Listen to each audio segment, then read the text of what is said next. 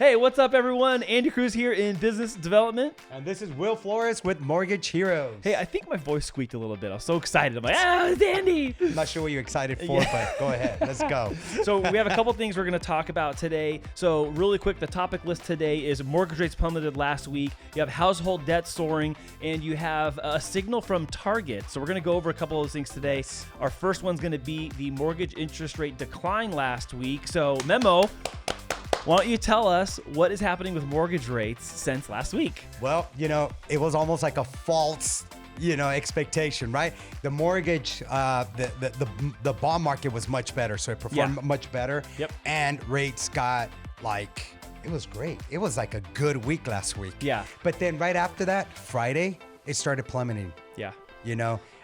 Monday, we saw it again. Yeah. So to my understanding is they had a meeting on Sunday. The Fed had a meeting Sunday, right? And they were just discussing certain things. Well, so yes, and it's yes and no. So, okay. So I know that we had rates come down last week immediately because of the CPI, which we saw, and half a point reduction on some things, 3/4 in other programs, but it was short-lived. I don't know how long they're going to stay there because now there's other signals in the economy that the Fed has to pay more attention to. Correct. And make a more constructive choice. So you and I both know that housing is a huge cornerstone of the economy. And last week people were like locking their loans, like looking at, okay, how do I do this again? Like, is this my window? Do you think that with what we know, do you think we're going to kind of hang out here for this week going into Thanksgiving next week in December? What do you think is going to happen? I really think that we're going to hang in there until next week. Yeah. But they already announced, Andy, that don't get happy. Don't get excited. They are going to increase. It's already anticipated that they're going to increase that Fed funds rate once again by another 0.5%. Yeah. That's what they're saying. Could be a little more. Yeah. A little less than that, Andy, I don't think. Everyone's saying it's going to be 50 in December. I think until then, everyone's just like holding their breath. Yes. It honestly feels like everyone's holding their breath. So we got like a little bit of a relief in the rate market on mortgages last week. It was a little bit short-lived. Hey, you know what I just thought of? That is the only thing we could say is transitory. Yeah. Rates went down and it was transitory. Just for some of you guys don't know, CPI, that's the Consumer Price Index. That's correct. So it's a measurement of inflation, and all those readings came in better last week, which everyone took as a signal that, maybe the Fed's going to ease up. Well, here's the problem. There was still a little plus sign in front of the number. It's just that the plus sign didn't have a huge number behind it. Yeah. So it was a better reading than expected, but it's not in negative territory. We need to see that go down. It barely went down. I mean, this is the fastest we've ever seen the Fed funds rate hikes. Yes. As we've on record. On record. This is like the fastest. Yep. Right? So it barely tweaked a little bit on inflation, and all of a sudden it's like, whoa, the market reacts. But I'm telling you, the Fed, Jerome Powell, he already said this is going to continue into 2024. Yeah, we're going to have inflation into 2024. Their terminal rate, as they're calling now, which is the final rate that they'll end up stopping their hikes. We don't know when that's going to be. Correct. And they also haven't said what it's going to be. Yeah. So we're really confident it's going to be another rate hike in December. Mortgage rates are going to come back and reflect that. But that is kind of the state of the union on the mortgage side. But that tips into something else I want to talk about today, which is the household debt limit hitting its highest peak in 15 years. Since 2007. What a weird year. Yes, 15 years. I know I use my card quite a bit. What a weird milestone in this entire history timeline of the economy. 15 years, that's right. It brings us back to 2007 when things kind of started in 2008. So, I don't know. We'll see what happens. But there was something you pointed out to me that I thought was really interesting about the younger generation. Yeah. So what did you find in that? Yeah, our millennials are getting in debt. In debt. So are they following the 3 Ps, Andy? Well, it doesn't look like it. Some might be, let's be fair. Some might be in general as a category, probably not. Yeah. I mean, hey, our baby boomers just didn't seem to learn anything, right? So. I think it depends on who you talk to. Exactly. It really does. But the millennials are definitely like kind of the largest part of this from the report. But also, I think that just has to do with, I'll use baby boomers as an example. I think that has to do with just age difference, time of life, and the cultural approach to carrying debt or not carrying debt. Well, we also got to acknowledge baby boomer. I'm sorry, not baby boomers, but our millennials. Yep. Right? 2 years of COVID. We were isolated. Uber was still delivering. They found a new creative way how to seal your package. Yeah. In the beginning it wasn't sealed. Sometimes I felt like I got my soda and it was like half drank.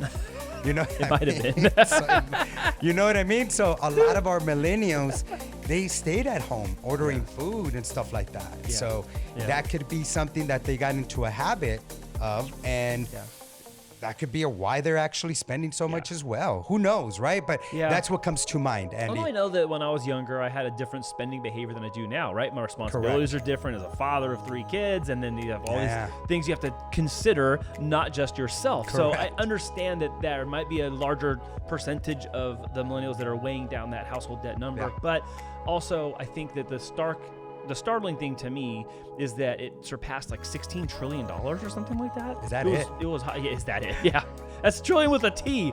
That's a lot. That is a lot of zeros after that number. And the only way to get out of that is to get out of that. I don't know how they would start to chip away at that number other than positive spending habits. Then we have the other data now with Target. That's yes. So now Target is pretty much announcing they're not going to be the consumer's not going to be spending as much. Right. They're already showing signs that they aren't spending enough in Q3. Their numbers, they missed their estimate. And then that changed their forecast for Q4, which, we're talking about Target here, okay?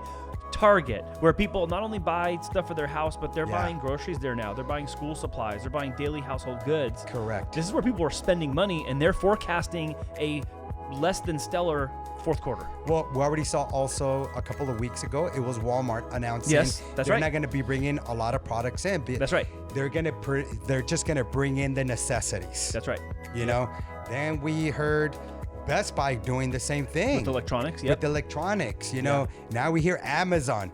So laying off, this week they just laid off started laying off 10,000 people. Is that it? 10,000? How many is that? Oh my God. That's a lot. I mean, we're only like 5-6 in here, and that feels like a lot. Imagine 10,000, Andy. What do you put these people? Just the two of us, too many.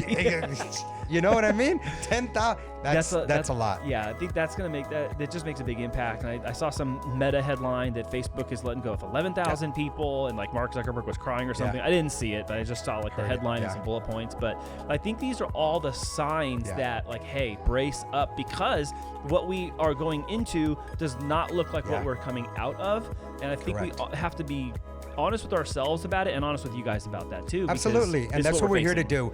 Andy, we're here to bring that information. Again, one of the best quotes that I've heard, Warren Buffett and Elon Musk is, I'll share again, is the 3 Ps. Yep. Right? Mm-hmm. And all it is we got to predict.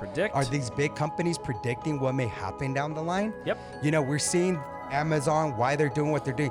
That is a prediction, ladies and gentlemen. Yeah. So that's all we're trying to bring here, right? Yep. And then they're preparing because they need to be able to pay all the people who they do have employed. Correct. Yep. And so they're preparing as how many people are going to come in, how much merchandise we're going to put out. Right. So because they're going to need to persevere. So there's your 3 Ps, right? Yeah, that's right. They're going to need to persevere. So we don't want to see, a Blockbuster go under. Yeah. Kodak. Where's Kodak? Kodak. Oh my gosh. That's a name blast in the past. But that's what happens to these big companies. When they don't prepare correctly, Andy, they're just going to go belly up. And there goes FTX. Oh, geez. That's like a whole show. The FTX on its own is its own thing. And I understand that, but that brings it all full circle, how it's going to have a huge impact on all these people. There was over $32 billion floating out that I'm sure regular consumers. Yeah. And so if Target, Walmart, everybody's saying these things, that's less money that's going to be spent. This is an effect everywhere. Yeah. So I think what I would say, kind of in summary about some of these things, is there's a tendency, even admittedly myself, sometimes I'm like, oh my gosh, everything's falling apart. However, the truth is, I'd say it's rebalancing. Correct. Because you made a great point right now. You're like, hey, they're getting rid of these people because this is where they have to be to meet the cost expense to operate continuously. Correct. And also be able to service the clients that are still paying and buying things from them. So I think I would rather reframe my mind for rebalancing. Yeah. Because that's kind of what it has to be for now. Because they're going to expand or contract based on trying to get that perfect pivot point, I would say. Yeah, But correct. I just, I wanted to talk about some of these things today with everybody because we're seeing, and we have to look at these things. These things you may not think weigh in on the banking industry, but people who put money into mortgage-backed securities or take money out of that market not only changes the interest rate, but changes the amount of money that's available based on all these economic factors. Taking a large look, taking a step back and looking at everything and going, is this where I should be putting my money as a $100 million hedge fund or not? So that's why this was important for us today, even though we didn't dive deep in all these things. Wanted to touch a couple of key points. Yeah. And again, is this all about the mortgages and all that, the sale of your house? Not necessarily. It all is going to be up to you what your necessities are. Yes. So you're going to have to start thinking, is this a want or is it going to be a need? Mm-hmm. Yeah. Absolutely. And those are going to just be the cute things right away when you see, your car, and is it a need that I need another car? Because usually that comes with the higher payment. Yep. Or is it a want? Yeah. So always ask yourself that, and that's going to better help you prepare for these times that are coming. Yep. And I think before we see any type of correction is we got to get through this. We're going to have to get through this. Correct. And, I think my last idea I had was, some of the things that kind of caught me off guard today was the whole Target thing was they're reducing their forecast coming into the season when people normally spend more. And I'm like, whoa, Christmas okay, time. That's unreal. Because between Thanksgiving and Black Friday and all that, Cyber Monday and Small Business Saturday, like that, people spend so much money in this 30-day window that's coming up that for them to say their forecast had declined, I was like, oh wow. And this is like Target. This isn't like, this isn't the sandwich shop around the corner. Yeah, but you know what? Here's the other stuff that goes into it. Yet our workforce, the market for unemployment is so low. Yes. So we have a very, very healthy, job tight. market. Yeah. Mm-hmm. So, but other than that, we need more workers. Yeah, that's. Well, but anyhow, we could go on forever. We're not going to go on forever. Absolutely. We're going to end this one today at that. But I do want to make sure everyone knows that as you go into the holiday weekend, coming up for Thanksgiving, if you have questions, you have concerns, things you want to talk to us about, send us a direct message. Reach out to William directly. Please. You can leave a comment here, call, text, email. All those are effective means to get a hold of us. We can help you win in mortgage and real estate. We are not going to have a show next week because this guy's going to be out of town, but we'll catch you the first week of December, right? That's correct. Okay. Yeah, I'm living with family. This is a month of being thankful and grateful. Yes. And with that said, Andy, I am so grateful and thankful for you, for our community. Yeah. We have such tremendous support. Even in these times, we're getting a lot of questions from the consumer, from clients that we work with. So I really, truly appreciate you guys reaching out to me, and asking me these questions, because I want to make sure that we make a difference in one way or another, and I'm pointing you in the right direction. That's good. My goal is to see you succeed. Yeah. Let's be thankful and grateful for our families, our community, and appreciate one another. I love that. So again, all right. Doesn't cost you a penny to ask us a question, but it could cost you $1,000 by not asking. That's it. Have a great week. Enjoy Thanksgiving, and we'll see you guys back in the first week of December. Happy Gobble Gobble Day.